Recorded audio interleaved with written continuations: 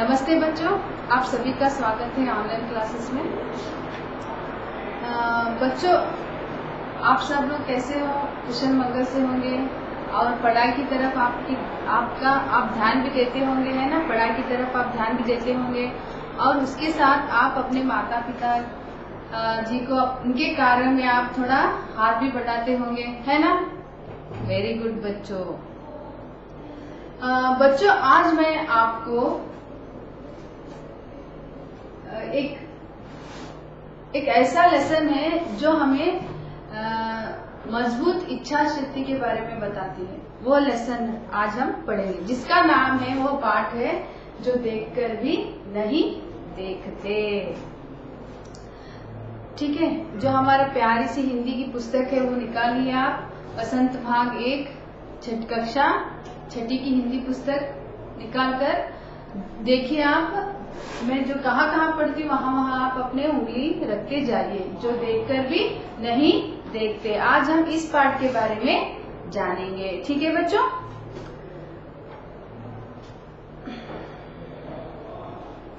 इस पाठ में हम जानेंगे हेलन केलर जी के इस पाठ में हम जानेंगे किस प्रकार मनुष्य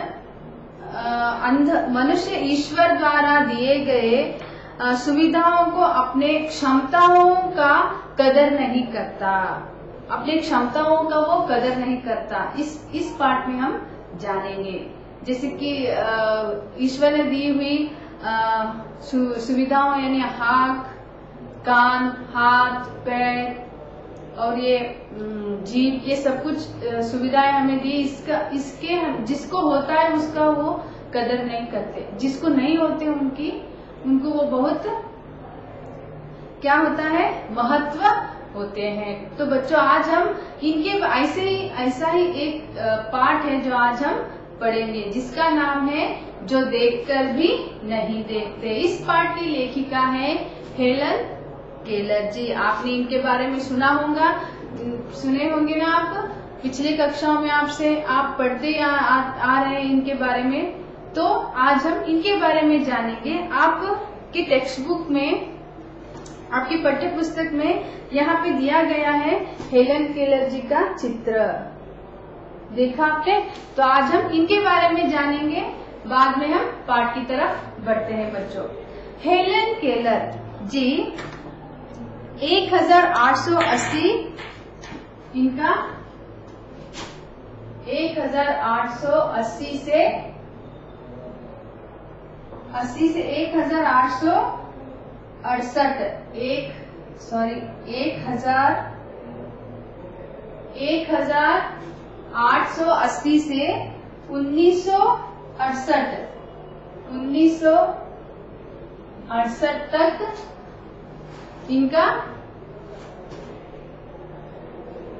इनका ये जीवन ही रहा है। तो बच्चों, इनका जन्म हुआ अमेरिका में, ये पैदा हुए हैं। एक ऐसा नाम है जो घोर अंधकार के बीच भी रोशनी देता रहा। कल्पना करो कि जो न सुन सकता हो न देख सकता हो, फिर भी वह लिखना, पढ़ना और बोलना सीख ले। भरपूर आशा आकांक्षा के साथ जीवन जीने लगे और उसके योगदान दुनिया के लिए यादगार बन जाए। ऐसे ही थी हेलन केलर।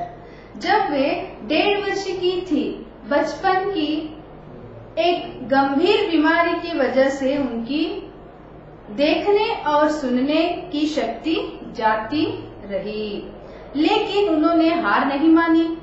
कॉलेज के दिनों में ही प्रकाशित अपनी आत्मकथा स्टोरी ऑफ लाइफ में वे लिखती हैं, मुझे ये तो याद नहीं है, ऐसा कैसे हुआ, लेकिन ऐसा लगता था कि रात कभी खत्म क्यों नहीं होती और सुबह क्यों नहीं आती। दुनिया की सभी भाषाओं में इस किताब के अनुवाद हुए हैं। इसके अलावा भी उनकी 10 पुस्तकें और सैकड़ों लेख प्रकाशित हुए हैं। उन्होंने दुनिया भर में घूमकर अपने जैसे लोगों के अधिकारों और विश्व शांति के लिए काम किया। हेलन केलर भारत भी आई थी। तो जब ये छोटे थे, 1.5 वर्ष के थे, एक ऐसी बीमारी बहुत देर से जोर से उनको बुखार आ जाता है। उस बुखार के कारण वो देखने और सुनने की क्षमता खो देते। तो किस तरह उन्होंने और उनके मम्मी पापा ने बहुत ही उनको सपोर्ट किया, उनको घर में ट्यूशन रखे। इसी तरह वो बहुत सारे लैंग्वेजेस जानती है, बहुत सारे भाषाओं में उनके लेख भी छप चुके हैं और उनके बारे में वो बात भी ऐसे भाषण भी वो उस किसी भी लैंग्वेज में वो भाषाओं में वो दे सकती थी। वो बहुत ही ज्ञानवर्धक औरत थी, हेलन केलर जी। तो बच्चों आज हम उनके लिखे हुए एक छोटा सा पाठ के बारे में जानेंगे। तो चलो बच्चों, हेलन केलर के बारे में किस तरह उन्होंने अपने फ्रेंड से क्या पूछते, किस तरह उनके मित्रों के जवाब आते, ये सब कुछ आज हम इस लेसन में जानेंगे, जिसका नाम है जो देखकर भी नहीं देखते। हम जैसे लोगों के ऊपर आधारित है यह पाठ कि हम सौंदर्य के बारे में अनुभूति नहीं करते। हमारे आसपास इतने अच्छे अच्छे नैसर्गिक वस्तु रहते हैं जो हम उसे आनंद से नहीं देख पाते, है ना। तो इसके बारे में उन्होंने हमें यहाँ पे बताया है। किस तरह बताया है, आओ बच्चों इस पाठ के जरिए हम जानेंगे, ठीक है। तो चलो बच्चों पाठ शुरू करते हैं। जो देखकर भी नहीं देखते। कभी कभी मैं अपने मित्रों की परीक्षा लेती हूँ, यह परखने के लिए कि वह क्या देखते हैं। हाल ही में मेरी एक प्रिय मित्र जंगल की सैर करने के बाद वापस लौटी। तो परखने यानी शब्दार्थ है, यानी परखना यानी क्या है, जांच करना।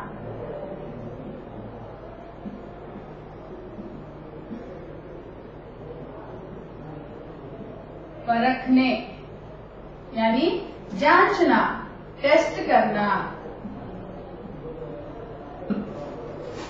ठीक है। परखने यानी जांचना। जंगल की सैर यानी वॉकिंग के लिए जाते हैं, सैर यानी घूम कर आना, घूमना, सैर यानी घूम कर आना।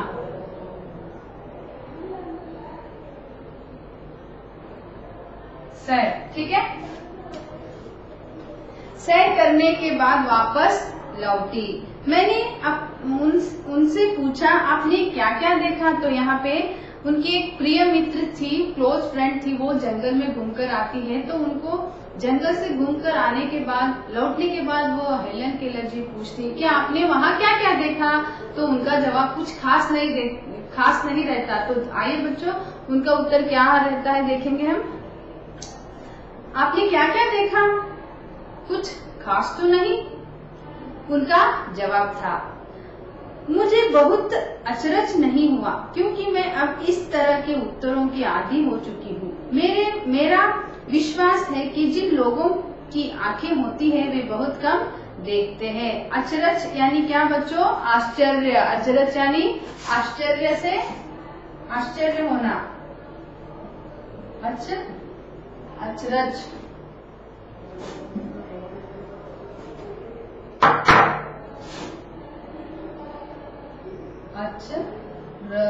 अचरज यानी आश्चर्यचकित होना। हेलन केलर जी को उनकी बातों से कुछ बहुत आश्चर्य नहीं हुआ क्योंकि उस तरह के उत्तरों की वो आदी हो चुकी थी। कुछ खास तो नहीं, उनका जवाब था। मुझे बहुत अचरज नहीं हुआ क्योंकि मैं अब इस तरह के उत्तरों की आदी हो चुकी हूँ। मेरा विश्वास है कि जिन लोगों की आंखें होती है वो बहुत कम देखते हैं। इन्होंने बिल्कुल सही कहा है। जिनके पास हमारे आंखें रहते हैं, हम देख सकते हैं, वो हम बहुत कम प्रकृति का आनंद लेते हैं। बच्चों किस तरह से फूलों का खिलना और गुलाब के किस तरह से वो घुमावट बने हुए रहते, गुलाबों के फूल, ये सब कुछ हम आनंद से नहीं देखते, है ना। हम जाते हैं हिल स्टेशन वगैरह, समुद्र के पास वगैरह जाकर क्या कर लेते हैं, हम सेल्फी निकाल लेते हैं। हम सिर्फ सेल्फी निकालने के लिए उस जगह पर जाते हैं। उस पर्यावरण का, उस पर्यटन का हम क्या करते हैं, उसका अनुभव नहीं करते। तो यहाँ पे हेलन केलर जी कहती है कि उसका अनुभव करना है, उस पानी में हाथ डाल के देखना है कि वो पानी और वहां से मिट्टी और फूलों की घुमावट बनावट रहती है, किस तरह से वो घुमावट रहती है। वो कुछ पत्ते खुरदार होती है तो कुछ पत्ते चिकनी होती है। ये सब कुछ उन्होंने छू कर सब कुछ उन्होंने महसूस किया है। तो इसीलिए हमें कहते हैं हेलन केलर जी कि आप प्रकृति का अनुभव लो। ठीक है बच्चों, क्या यह संभव है कि भला कोई जंगल में घंटा भर घूमे फिर भी कोई विशेष चीज न देखे? मुझे जिसे कुछ भी दिखाई नहीं देता सैकड़ों रोचक चीजें मिलती हैं जिन्हें मैं छूकर पहचान लेती हूँ। रोचक का अर्थ है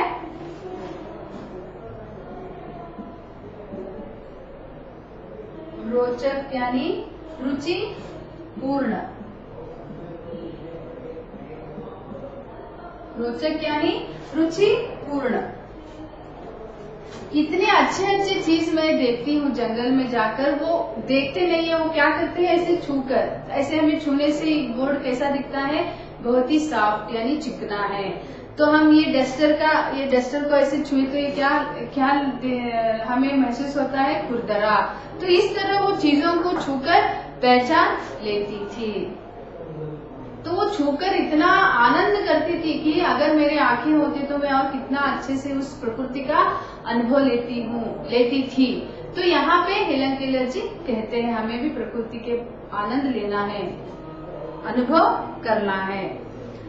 जिन्हें मैं छूकर पहचान लेती हूँ, मैं भोजपत्र के पेड़ की चिकनी छाल और चिड़ की खुरदरी छाल को स्पर्श से पहचान लेती हूँ। चिड़ यानी एक प्रकार का पेड़ है। चिड़ मैं दिखाती हूँ आपको। चिड़ यानी किस तरह के पेड़ रहते हैं।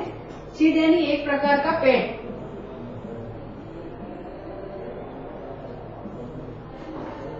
एक प्रकार का चिड़ यानी एक प्रकार का पेड़ बच्चों। स्पर्श यानी छूकर देखना। स्पर्श छूकर देखना। स्पर्श यानी छूकर देखना। और वो स्पर्श से ही वो महसूस करती थी कि किस तरह की चीजें हैं वो। ठीक है। भोजपत्र जहाँ पर हमारे पूर्वज जो लिखा करते थे, इस भोजपत्र पर, ये देखो बच्चों, ये भोजपत्र है, दिखाई दे रहा है आपको, ये भोजपत्र है। इस पत्र पर हमारे पूर्वज कुछ भी हो तो यहाँ पे लिखा करते थे। ध्यान से देखिए, ये है भोजपत्र, पेड़ जिसकी खाल निकालकर वहां पे लिखा जाता है भोजपत्र। भोजपत्र की चिकनी छाल, चिकनी, ये बहुत ही स्मूथ, ये जो छाल हाथ में आपने यहाँ पे चित्र में देख रहे हो ना, एक आदमी ने वह पेड़ की चिकनी छाल को हाथ में पकड़ा है, वो बहुत ही स्मूथ रहती है। चिकनी यानी स्मूथ बच्चों। ठीक है। चिड़ की खुरदरी छाल को स्पर्श करके, चिड़ यानी बहुत बड़े बड़े पेड़ को कहा जाता है। यहाँ पे देखो, ये चिड़ के बड़े बड़े ये पेड़ है, सारे कुछ चिड़ के पेड़ है। ठीक है। इसे वह क्या कहती है, खुरदरी खाल, यानी ये बहुत रफ रहता है फूल। यहाँ पे ये छुए तो क्या होता है, बहुत ही रफ होता है। इन्हें मैं छूकर पहचान लेती हूँ। तो मैं और एक बार इन दोनों चित्रों को आपको दिखा देती हूँ। ये भोजपत्र का पेड़ है और ये चिड़ का पेड़। देखो बच्चों, दिख रहा है आपको।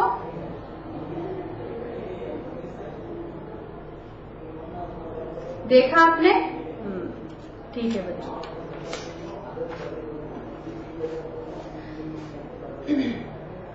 चिड़ की खुरदरी छाल को स्पर्श से पहचान लेती हूँ। वसंत के दौरान मैं टहनियों में नई कलियां खोजती हूँ। मुझे फूलों की पंखुड़ियों की मखमली सतह छूने और उनकी घुमावदार बनावट महसूस करने में अपार आनंद मिलता है। तो यहाँ टहनिया यानी डाल को कहा गया है। टहनिया यानी डाल। टहनी, टहनी यानी डाल, डाल डाल पर फूल खिलते हैं ना, तो उस फूलों को भी वो बहुत ही आनंद, स्पर्श से बहुत ही आनंद लेती है। गुलाब का फूल देखा है आपने, किस तरह वो घुमावट से गुलाब बना हुआ रहता है, कभी आपने गौर किया है? हमें भी गुलाब फूल या कुछ और फूल देखे तो बहुत आनंद होता है। तो प्रकृति की हर एक चीज में बहुत ही जैसे कि भगवान ने ही खुद बना के, हाथ से बना के वहाँ पे रखा हो, इस तरह से अच्छे अच्छे चीज हमें देखने को वहाँ पे मिलते हैं। और फूल ले लो, गुलाब का ले लो, और ये मोगरे का ले लो, कितने अच्छा घुमावदार बनावट रहते हैं। पत्ते, हर एक पेड़ के अलग अलग प्रकार के पत्ते आपको देखने को मिलते हैं। यही कहती है हेलन केलर की इस प्रकार का अनुभव हमें कर लेना चाहिए। हमारे पर्यावरण में इतने अच्छे अच्छे चीजें हैं, पेड़ है, पौधे हैं, नैसर्गिक आनंद लेना चाहिए। अगर देखो किसको नैसर्गिक आनंद यानी जिसको प्रकृति के बारे में पता है, वहां जाने के बाद वो उस प्रकृति के इसमें खो जाते हैं, उनको पता भी नहीं चलता कि हम कहाँ पे हैं। तो इतना मन मुग्ध होकर उस प्रकृति को वो अनुभव करते हैं। उसी तरह हमें भी उस चीज को अनुभव लेना है, यहाँ पे हेलन केलर जी कह रही हैं। महसूस करने में अपार आनंद मिलता है। इस दौरान मुझे प्रकृति के जादू का कुछ एहसास होता है। कभी जब मैं खुशनसीब होती हूँ। खुशनसीब यानी भाग्यशाली, खुशनसीब यानी भाग्यशाली।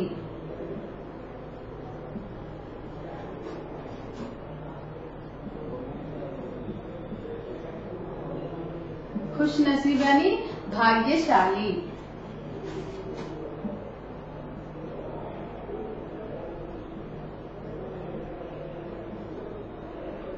खुशनसीब यानी यहाँ पे भाग्यशाली कहा जाता है। इसका अर्थ भाग्यशाली होती हूँ तो टहनी पर हाथ रखने की किसी चिड़िए के मधुर स्वर कानों में गूंजने लगते हैं। देखो जब डाल पर टहनी पर जब हम हाथ रखते हैं तो यहाँ पे देखो बच्चों, आपको यहाँ पे चित्र पे दिखाई दे रहा है। यहाँ देखो हेलन केलर किस तरह टहनी पर हाथ रखी है। तो यहाँ पे उनको चिड़िया, आपने टेक्स्ट बुक निकाला हो तो आपको पता चलेगा बच्चों। तो यहाँ पे हेलन केलर किस तरह पेड़ के टहनी को पकड़ी है और यहाँ पे चिड़िया भी आप देख रहे हैं।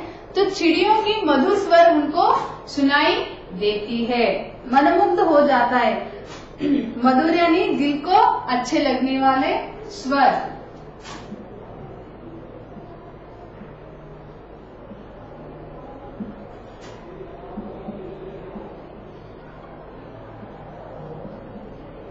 दिल को अच्छा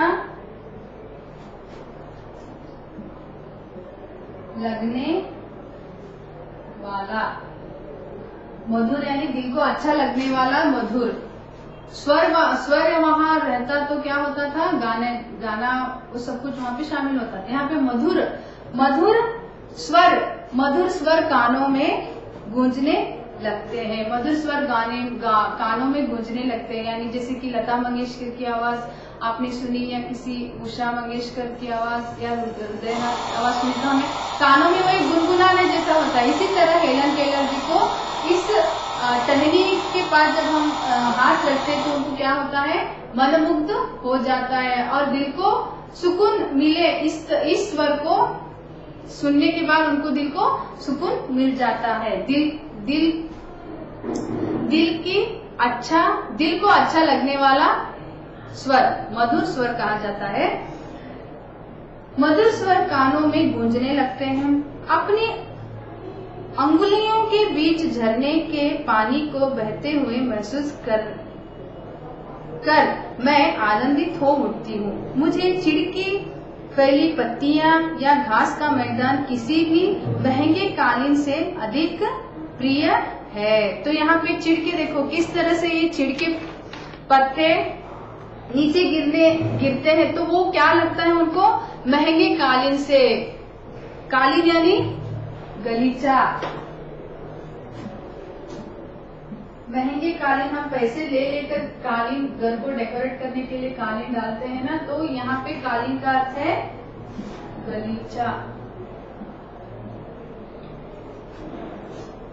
ठीक है, इस महंगे कालीन से यह मुझे बहुत महंगा लगता है। यहाँ पे हेलन केलर जी कहती है, प्रकृति के सौंदर्य के बारे में यहाँ वर्णन करते हुए कहती है कि वो चिड़ के जो पत्ते नीचे गिरते हैं वो महंगे कालीन से बहुत अधिक महंगा है।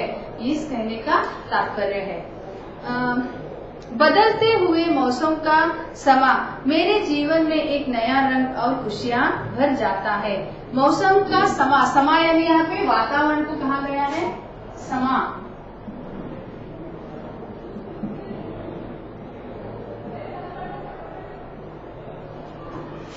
वातावरण को समा, वातावरण मेरे जीवन में एक नए रंग और खुशियां भर जाता है। तो ये जो बदलते हुए मौसम, जैसे कि बदलते हुए मौसम आते हैं तो हर प्रकार के मौसम का वो आनंद लेती है। ठीक है बच्चों, समझ में आ रहा है पाठ? तो मैं और एक बार ये पाठ दोहरा देती हूँ पढ़ के। ठीक से आप अपनी टेक्स्ट बुक निकालो और वहाँ पे उंगलियां रखते जाओ, मैं कहाँ पढ़ती हूँ वहाँ पर। कभी कभी मैं अपने मित्रों की परीक्षा लेती हूँ, यह परखने के लिए कि वह क्या देखते हैं। हालांकि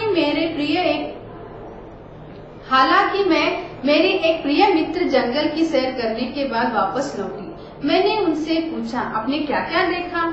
कुछ खास तो नहीं, उनका जवाब था।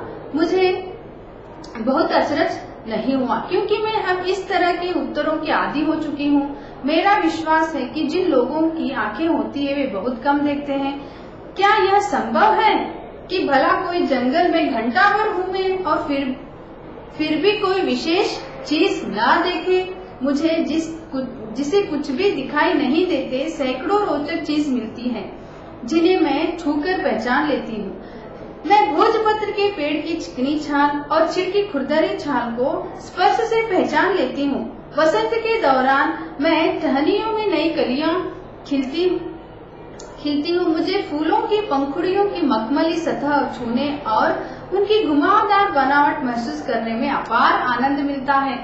इस दौरान मुझे प्रकृति के जादू का कुछ एहसास होता है। कभी जब मैं खुशनसीब होती हूँ तो टहनी पर हाथ रखते ही किस चिड़िया के मधुर स्वर कानों में गूंजने लगते हैं। अपनी अंगुलियों के बीच झरने के पानी को बहते हुए महसूस कर मैं आनंदित हो उठती हूँ।